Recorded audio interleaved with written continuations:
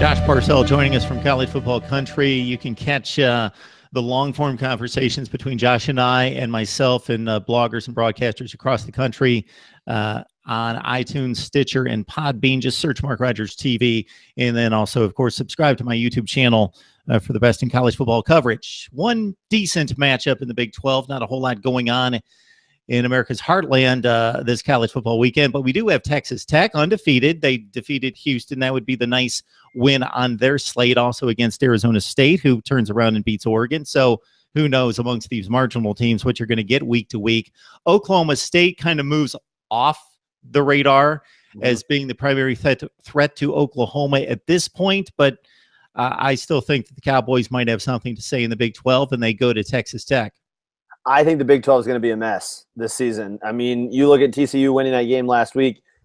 I don't know who thinks TCU is going to run the table. I think they're a good team, but they're certainly vulnerable, like we saw Oklahoma State is a week ago. I think Oklahoma is vulnerable. I think that there are 5 or 6 teams in the Big 12 capable of knocking off anybody else on any given night. When you go down the line of Oklahoma, Oklahoma State, TCU, Texas, and West Virginia, those are 5 teams right there.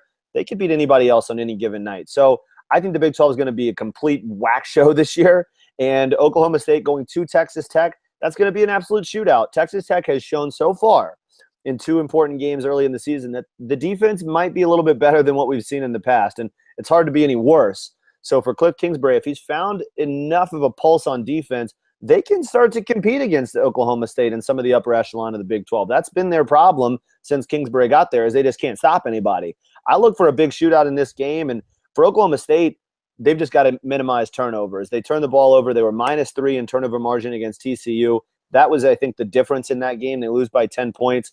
Mason Rudolph all of a sudden looks like the next Geno Smith, being a September Heisman Award winner that falters middle of the season, and now it's going to be about how does he rebound. I still think Oklahoma State is very good. It's just a matter of there not being a great team in the Big 12 anywhere. I think you're going to see anarchy in that conference all year long.